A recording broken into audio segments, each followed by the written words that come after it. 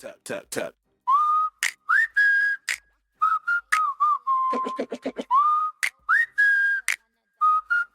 Tap, tap, tap. Real talk in a dick crawl. Welcome back to Real Talk Candidate crawl with Kandi. and Garrett. We did it. That was good. Boom. Took us multiple times to do that, you guys. So you guys, we are so excited for you to be joining us on this candidate crawl during the Amador County election season. And so we have the honor and privilege of sitting here today with Sierra McLean. Sierra is our current city council member for the city of Jackson and is rerunning for the seat. So welcome, Sierra. Thank you. Yeah, so thank you for being willing to come in. We just feel like this is just an opportunity for you guys just to share who you are, like why did you originally run for city council, and then kind of where you see things going from here. So tell us a little bit about you, Sierra. You grew up here, as I know you know Garrett. Yes. I do in fact know Garrett. You guys, Garrett yelled at her. It was like 10 years ago. Okay, even more than that. 10, yeah. But it is super funny that's like the first, like, Yes. you know, hey, Garrett, I think no, she's like, I know. I know who you are. It was a competitive PE game of flag football. It was only competitive for one person, and that was Garrett. His mom would First understand that. impressions do matter. Okay? That is hilarious. Well, listen, we're glad that we're on a different field today, blown up different a playing little bit, field. yeah.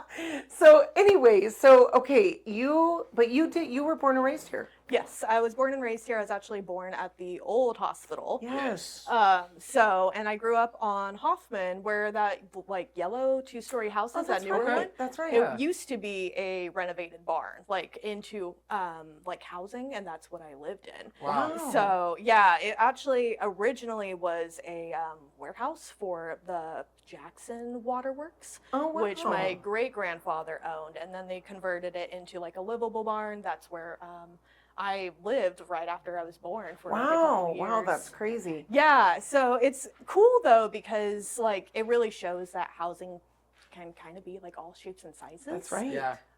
But from there, then we moved out to Jackson Valley onto a ranch, and then my parents divorced, and so I kind of moved, not all around, but I lived in Moke Hill for a little bit. My mom and I were renting, and we had basically we had landlords who kept wanting to sell. And so at that point, my mom was like, okay, I need something a little bit more stable. Because one of the sells of like our rentals, it was right around Christmas time. And this landlord was like, I promise I'm not going to sell. I promise I'm not going to sell. It was like a week before Christmas. You're kidding me. Well, Oh money my talks, gosh. man. Exactly. You know what I'm saying? People Isn't could say that no all crazy, day. You give them though? the right price. Yeah. They're like, yeah, it makes sense. Yeah, I mean, I get it, but But you have a family in there too. Like you also have to be a human being, you know? Yeah. Like it's so crazy to me. I mean, we see that still. I mean, homes we are selling to people constantly. I have one in contract right now that they do not want to be in another one that sells out from underneath them. Yeah. So that's so interesting. yeah, and from there, so like because we wanted stability, where my mom could afford to buy was up in Trinity County. So I lived in like this tiny little town called Hayfork. Really? Yeah, it's like 3,000 people. It used to be like a lumber town, and then like lumber went out of business in the 90s. So like just kind of slowly dying. Yeah. But it was cool because it was still like this like isolated place. I mean, you're like 45 minutes from the nearest fast food. There's no fast food there. There's no Walmart. There's no grocery. I mean, there's like tiny little grocery stores. Right. So when we Like think mom and Amador pop County shops is or small, something. yeah. This was like way isolated, up to mountain passes. So if there's snow, like you're not leaving. You're there. Wow. Yeah. What's that close to? It's about 45 minutes from Weaverville or an hour and a half from Reading, and you would go to Reading for like your big shopping. Oh, okay, that's So, interesting. Yeah, it's about like halfway between like Reading and Eureka. Okay, that's what I was thinking. Yeah. Oh, that's so interesting. So you moved back to the county when? I moved back freshman year of high school. My parents got remarried to each other. Isn't that so Yeah. What a love interesting? story. Okay. They call it like a 7-year vacation. Can I go on a 7? He's just kidding, Maddie. Yeah. But yeah, so they got remarried, and so we just moved back down, and I lived here for I lived here for all of high school. I lived here when I was going to Sac State. So I commuted 5 days a week from Wow, here going wow. to Sac State. Yeah. And then I actually moved out to Sacramento for law school. And at that point, like, I thought that was amazing. Yeah. Like, at least the initial thought process of, ooh, Yeah. big city, right? Because Jackson was the biggest city I'd ever lived in. Right, And right. so going out to Sacramento, I'm like, great, this will be a fantastic move. You know, I'll see like what big city life's all about. Yeah. I didn't like it after I moved there. Yes, it's Yeah. different, right? It's different. Yes. Select group of people really love that stuff, and I cannot I support know, that. yeah. I'm all about getting in the woods and having my space. Yeah, I can't yeah. live in just this hustle and bustle. Yeah. It's fast, man. Yeah. Fast paced. It It's is too It much is. at one time. It Yeah. is, and just like having like so many people around you, Mhm. and that's what I thought I wanted until like I actually Got it. experienced, yeah, and I'm like, oh, I don't Yeah, want this. yeah. I like having like just kind of that space, and like Mm-hmm. I live like in a subdivision, so I do have neighbors, Yeah, but right. we're just not on top of each other. Right, So. right, Right. yeah. No, that's interesting. So we just moved one of my girls to San Francisco this weekend. Oh, Her job starts in September, and talk about a housing craziness down there. I was actually talking But- about that today too with some people. Oh my gosh. And so her place is so cute. But Adam, driving down there, he was like, I could never do this. I mean, cars and buildings and people and cars. And I mean, it's definitely a different feel. Yeah, going to San Francisco, like I make my husband drive. Not that we go to San Francisco, but I'm like, I When we cannot. do, Yes. Yeah, When we do, I am not driving this. Right. This is terrible. yeah. Well, it is. I definitely something to be said for a little small town, right? Yeah. We love that. And so did you move back then while you were in law school? Yes, so I was just winding up from law school. I graduated in 2020, and when my graduation was occurring, it actually got pushed back because of the pandemic. Oh, But that's right. yeah, so my graduation got so I graduated in May, but that was during COVID, and my bar exam because I was in law school was supposed to be in July. It got pushed back until October. So in this time period, it was kind of it was confusing, right? So I was living on campus, but they were like on campus apartments, so they were like their own apartment buildings, and so they extended a little bit of our time for us to figure out where we're going to go because of the whole pandemic. And at that point, I started looking at like apartment buildings in Sacramento, and I was just like, I don't really like being out here. Like my job's out here, but Right, I right. I don't want to be out here. And Yeah. housing I could afford in Jackson. So Yeah. that's when I hit up you to actually Yeah. start looking Yeah. at housing. That's so fun. Yes. So we got to help Sierra buy her first house. That was so Yes. exciting. Very exciting. Yes. Not the first time home buyer experience I'd recommend for anyone. Right in the middle of COVID. We were literally, I know that we're kind of going on a rabbit trail here, but we literally started looking the week after the state shut down. Yeah. Like that was it. And so that was like, it wasn't like the end of it. It was literally when they're saying you're not supposed to be looking at homes, but people are still going in Lowe's. And I'm like, I will still walk you through the door of a house. Yeah. This is ridiculous. So it was interesting. One of the sellers of her property was stuck out of the country. I mean, Yes. it was very interesting.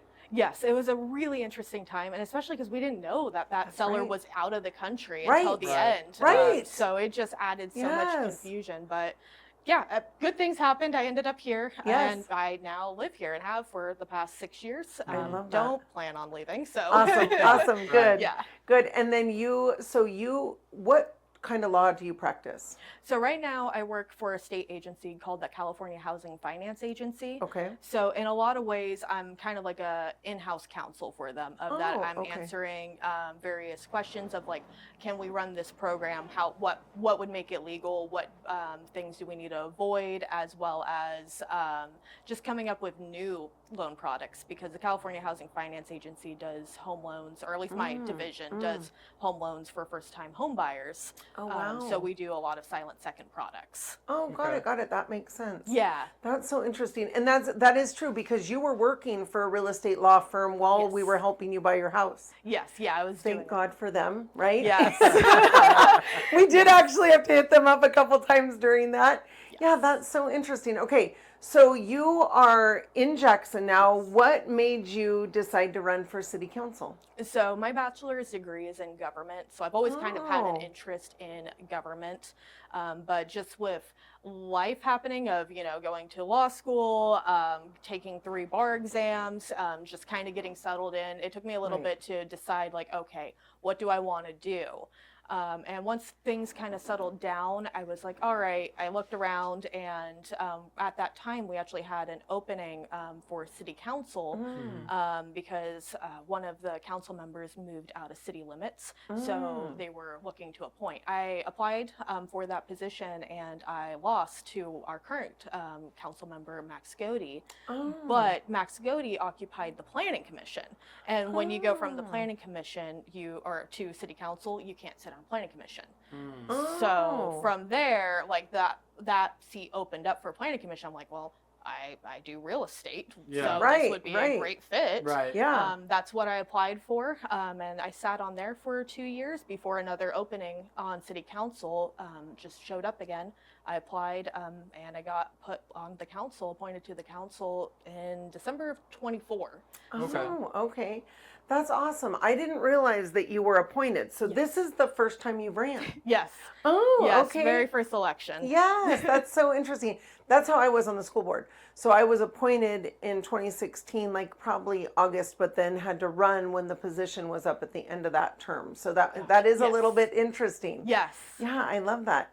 Okay, now, so you have been, so basically 2 years you've been on city council so far. And what would you say is one of the favorite things that you've got to work on or be a part of? My other council members may not like this answer, but it's eliminating city-paid healthcare benefits. Oh. So our budget right now is not the best, and Makes sense. You have no money coming in. Yeah, yes, exactly. right. I mean, it's lower budget. We're just not seeing any of the tourism. We're not really seeing the sales tax. So at this point, like, I'm looking at what can we do as council members. And I took a look. We have various benefits. We had healthcare, dental, vision, life insurance, etc. Oh, wow. But our biggest paid one was healthcare, and it was 100% city paid. Wow. Yes. As a city council member? As a city council member. I bet more people didn't know about that, or they Yes. you'd had more people signing up for that position. Oh my Yes. gosh. And so from there, I'm like, well, okay. I mean, like, healthcare benefits are important, but just for the role that we have, I think of us as role models, right? And I felt like all of the citizens, our community they're making big sacrifices. And I'm like, what can we do? So I pushed and got it through that we are eliminating the city paid healthcare benefits. So if you as a council member still want healthcare benefits, you can have them, but you just now have to pay for them. Did you totally wipe the board of the 100%, or did it just come down in a percentage? So it is coming down 25% each year, 2030 totally gone.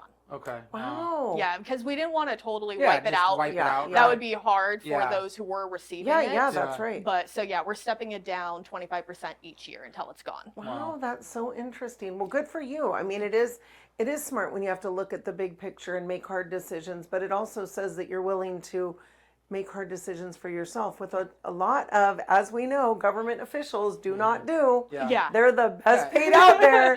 They're the ones not following the laws that they create. You're supposed to be getting paid to help everybody else out, not Yeah. getting paid to help yourself out. Literally, yes. So that's really awesome. Okay, and now going into, this is a 4-year term. Yes. So what do you see in the future? I mean, what kind of things would you like to see done? That's a hard question because there are many things I'd like to see done. Right. One of the things I would like to see done is for our emergency services. I'd like to see their pay higher, which I know is hard to say after I just said that we have a deficit happening, right? But for example, our per diem firefighters are paid $17.56 an hour. No Wow. benefits. What? Yes. Oh my gosh, is that minimum wage? I I think believe minimum it's wage like in just January went was up. 60 60, cents. 90 or something like Yes. that. It's like 60 cents more than minimum wage. yes. Yeah. Oh my gosh. Yes. Wow. And no benefits. They have a cap on hours because we only have 7 paid firefighters. The rest are made up of volunteers or like the per diem. So I would like to see hopefully we can like restructure our budget a little bit and put in a little bit more into that, because firefighting, police, those are just critical. They're essential services. That's right. And 1756 you can't make a living off of. No way. So how you get people out here in one of the bigger fire areas, right? Like, Yes. I mean, we need that. It's not like we're in a place that doesn't have any fires, you know? That's right. Yes. That's right. Yes, exactly. So it's people who are passionate right now, which is great, but passion only takes you so far. That's right. And passion doesn't pay the rents. Have you seen the rent prices out there? Holy cow. Yes. We know. They're not mine though. They're not. I didn't make them up. We just charge them. Yes. But that is so crazy. So good for you for doing that. And I agree. You know, one thing that I've always been a big proponent of course, is the sheriff's department. And a lot of people think they're overpaid. And I'm like, we love our safety here in the county. I mean, we are literally attached to Stockton. Like, you know, it's very nice to not have to worry about like a huge crime rate in this area. Yeah.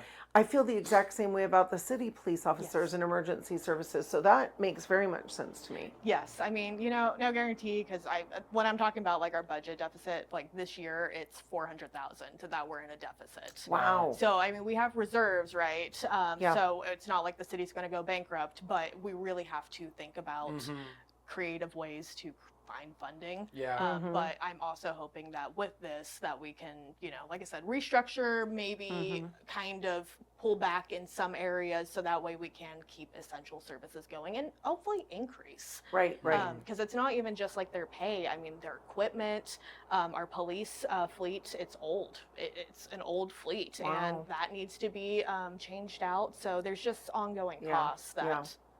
And we just, as much as there's a deficit, we are still growing. Our community is still growing. So there is still additional needs for these services and then more, right? Yes. So one thing I want to point out, you guys, for Sierra, because she does currently sit on the city council as a member, these are Sierra's own opinions. This is not representation of the board. This isn't representative of anything to do with the city council. These are her own opinions. So please make sure, and we'll put like a little disclaimer on the bottom for that. So just, I mean, here's our attorney who already knows this, but just for everyone else, like when Sierra's talking, she's talking about her own personal opinions, not necessarily things that have even been brought up yet or on the docket or whatever it is, right? So they're definitely, I mean, everything that I've said is public information. There is no hidden secrets here. But I do appreciate that disclosure. I mean, that should be something, you know, I am hyper aware of because just of my position in background. No, it was one thing. I mean, on the school board, it was always like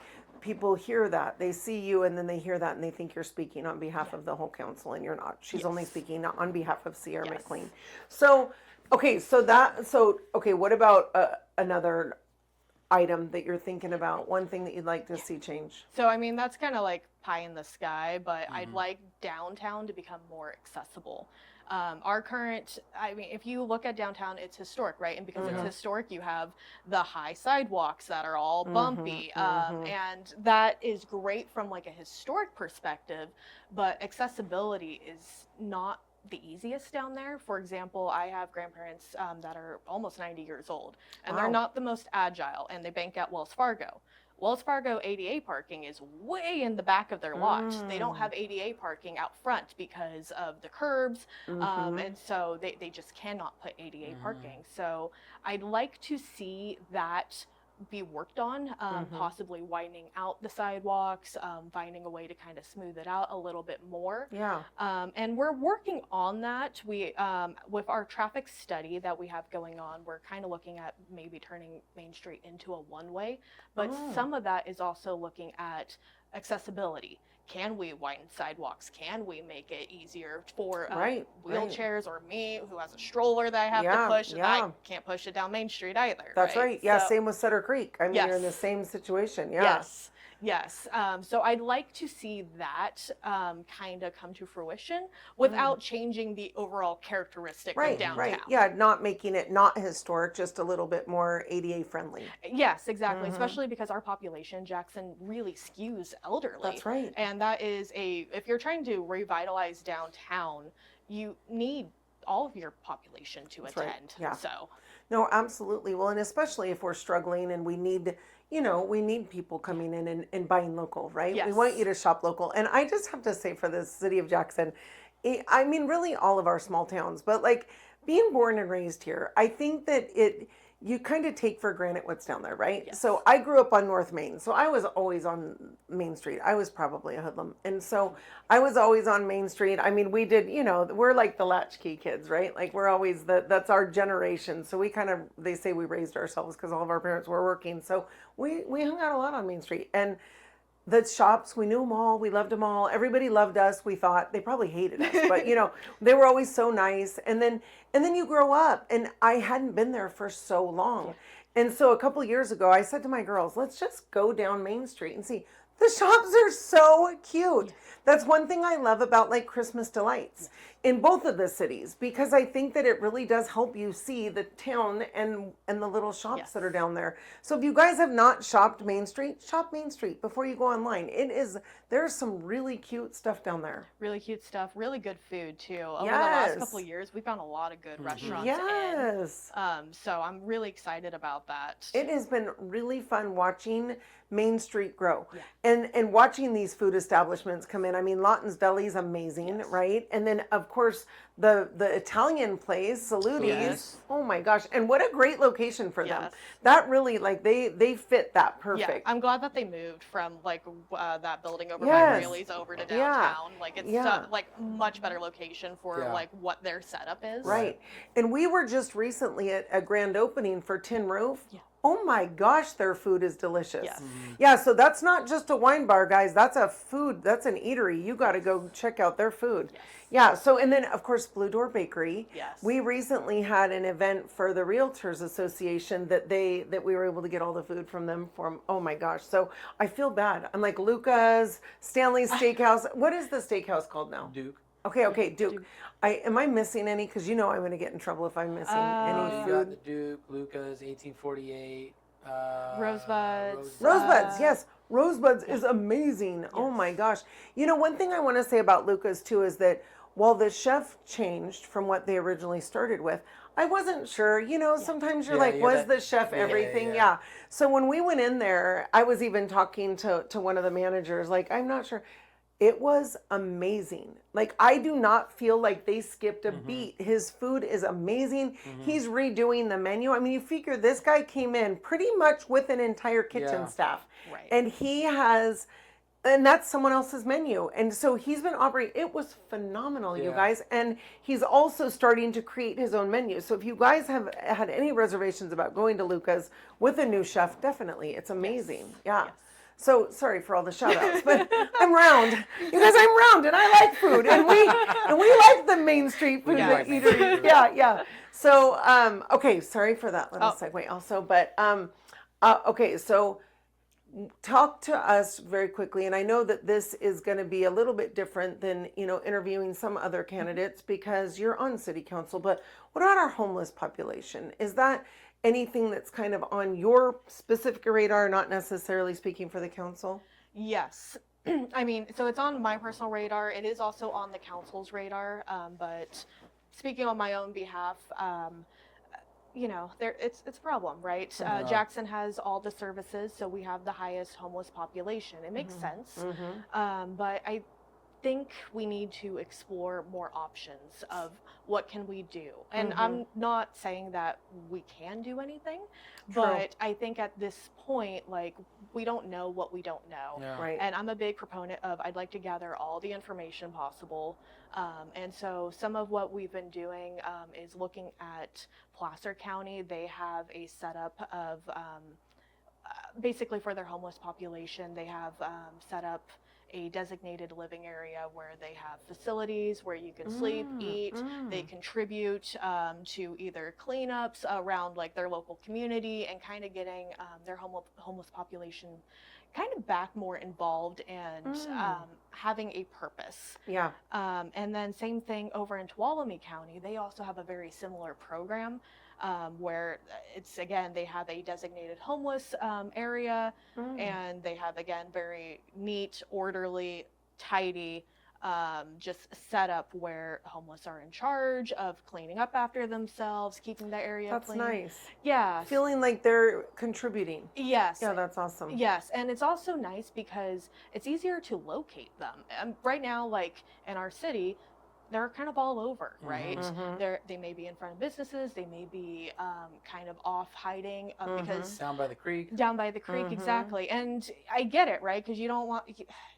Yeah. You can feel people don't want to see you, and so it's easier to hide away, and so it's easier when they're all kind of in one location that you can provide resources to them. Absolutely, yes. So that's something that we've been looking into. I don't know if we're actually going to go forward with putting together that kind of program. We did like submit a grant that would help fund that. Great. So that way, Yeah. it's not like any taxpayer money that'd be Right. going into it. It'd be totally grant facilitated. But I don't know that we're going to do that, and I don't know if we should do that. Right, yeah. Because then you're giving Yeah, them a just place, an and that's idea. where they're going to go, and then that's where everybody's going to start shipping people to. I mean, once you make it, right? What's the common phrase? If you build it, they will come. So Like, it's just funny though that you say that, because both Placer County and Tuolumne County, that's what they kept hearing of, you build it, they will come, you build it, they will come.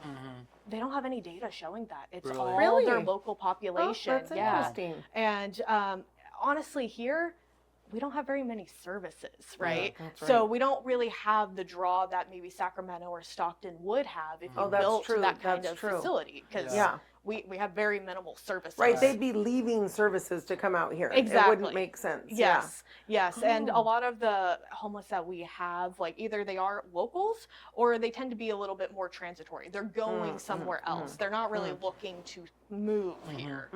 That So makes well, sense. there's nothing here for them to do. Exactly. You know what I'm saying? Like, What about, so remember that there's like, I just heard about it. I can't remember if it was on the Ledger Facebook page, but there's a facility that's supposed to be going behind kind of the transit station in Sutter Hill. yes, so I believe that's a permanent supportive housing.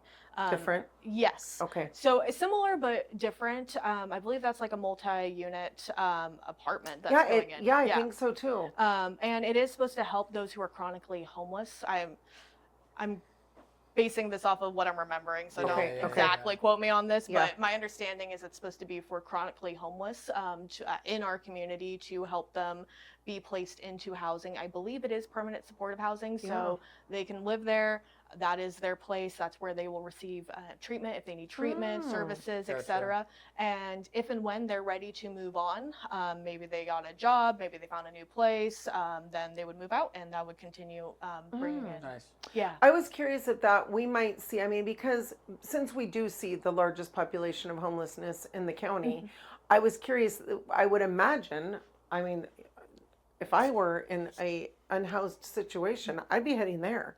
Like if I qualified, it makes much more sense. So I like the idea of that. I think I've always said, it's funny because we did the city manager series and Carl Jackson, Carl, I always say Carl Jackson because he was in Jackson. Carl Simpson of Jackson Yeah. was the first interview that we had.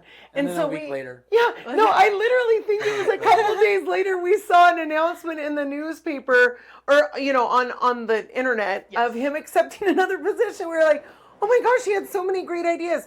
I think Carl was amazing. Yes. We just didn't know when we were talking to him all his great ideas that he wasn't going to be here for them. Right. So we brought up the unhoused or homeless population, and that was hilarious. He was hoping that we were getting through the conversation without that. But Same, admittedly. Yeah. It is. Like, So, when you're looking at what people want to hear about, this is it. People Big want to topic. know, like, what is your stance What's on the these city things? trying to You do? know, Right? yeah. Like, what is it? Yeah. I mean, are they just watching it happen? Yeah. As we see, you guys are trying to do something, but it's just Yeah. We're still exploring the Yeah. options. Yeah. We're not set on anything, and again, those setups just may not work here. Yeah. Because they are in unique, they're in unique counties. One is like county funded, the other one is fully grant funded. But Placer County has a lot more money, and a bigger population, so they qualify for more grants than we do. So it may not be the ideal setup for us, and we may not. But again, you don't know what you don't know, Yeah. and I think we should be having these conversations to explore. I think so too. Can we do anything? Well, something does need to be done, and I agree with you. I mean, even just exploring it, I was saying, even where these people, and I don't mean to speak of them like they're aliens. I mean, even where the homeless populations pretty much congregate, right? Like there's areas that they know that they're going to be able to stay, that they're not going to be bothered, right? I'm thinking, let's have grant funding for outhouses and dumpsters. Yeah. Like, why must we know they're going to have garbage, and we know they're going to have to use facilities. Like, why must we have people have to go clean that up? Right. You know, it just doesn't make sense to me. And I know that people will say, because then they're going to think they're going to stay there. They're already staying there. They're already there. They're not going anywhere. Right. But they don't have facilities that could actually not make it easier on them, because they're going to go and they're going to have garbage no matter what. It makes it easier on us. It makes it easier on the city and the cleanup. And that's I would imagine the cleanup is more expensive than just providing the services. The cleanup is expensive. Yes, it's biohazard. Yeah, it's biohazard. I think the last cleanup that we did just for the dumpsters, I think it was like $2,000. Wow. And then there's a lot of volunteer labor that goes into it too. So I mean, if we actually had to pay someone, right. it would be crazy expensive. But I think the grant that we're looking at will actually pay for those kind of facilities. Wow. So even if we don't set up like a designated area, we may be able to utilize that grant funding in another way to be able to fund like either dumpsters or for the porta potties or however, right? Yeah. So that's something else that we are considering. I mean, we don't even know if we're going to get the grant at this point. Right, You know, it's just applied for. Yeah. We'll find out. It's also kind of an unknown, like what all conditions are going to be in place. Like, so restrictions. Yes, exactly. Yeah.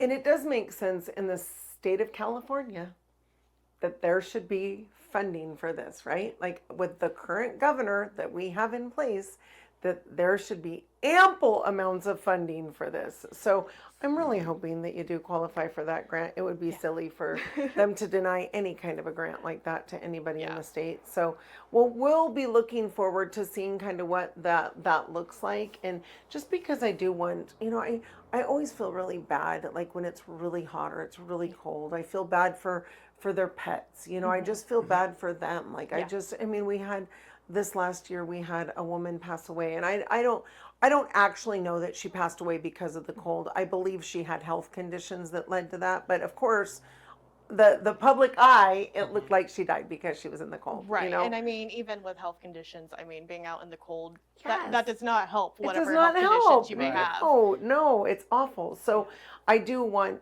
everyone to be able to receive services, and we aren't a big county that can offer that. So, and I'm hoping too, because you mentioned cold heat, back in February we actually opened up the Civic Center, like when we had that flooding. We opened it up for anyone, not just homeless. Anyone could go there if they needed to charge, if they needed a place to sleep, because you know, as the creek floods and a lot of those houses like flood too. We had, I think, 31 individuals at our Civic Center, and that was a great partnership with the Red Cross that I'm hoping we can now maybe like look at implementing in the future too. It was nice with the Red Cross because they took over everything. And they are well like set up, equipped for this. Absolutely. That's so smart. That is good. So maybe during some of the like freezing days or something. That's awesome. my hope that we'll continue that, because that was our first time trying it, and it worked out super well. Even for like pets, we had pet carriers so they could stay. They didn't have to leave their pets. That's so awesome. So tell me, like the you know, I always feel like candidates kind of have like the foundation of what you're running on, right? So what would you say like your foundational things are? I mean, of course, these are things you want to see done, but as Sierra McLean, like what can someone expect to receive from you? In terms of like, what do I see for future, or kind of like what do you bring to the table? Like you've been on the council, but like why keep you versus bring in someone else? Well, first off, I'm not actually related to the vice mayor, Steve McLean, so I get that question I bet whole you do. lot. Yeah. Yes, I get that question a whole lot. So there is no like shenanigans happening there. So don't need to worry about that. But I think a reason to keep me is I think a council needs to be well-rounded. I think they need to represent the entire population. And I'm the only candidate and council member that's under 35, that's a working mother, that lives here in the city raising a young family. And so I think I bring a unique perspective to the council to be able to look at that side, because raising a kid in this city at this day and age, it's so different than like my parents. Crazy. Right. Yeah. As Garrett sitting in the same shoes. Yes. Yes.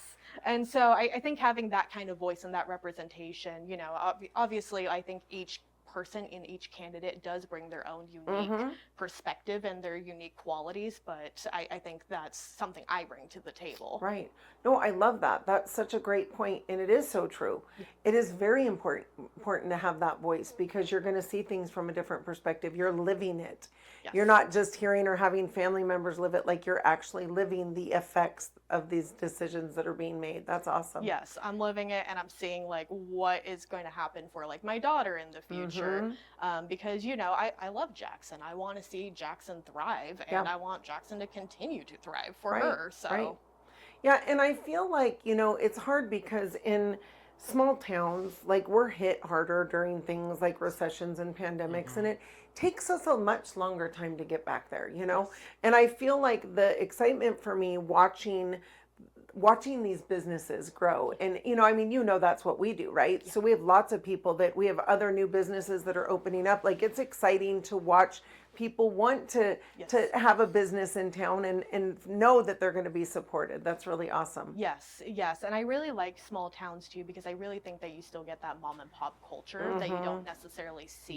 Yeah. We're not really bought out by like the big corporations, so I think like you can see that kind of fun growth. Right. I mean, like the fact that we have what is that, Motherlode Plaza that has like all the new shops, like the golf simulator, and all that, like, and the bait and tackle shop. Yep. And I just don't feel like you would see like those grouped together necessarily in the city.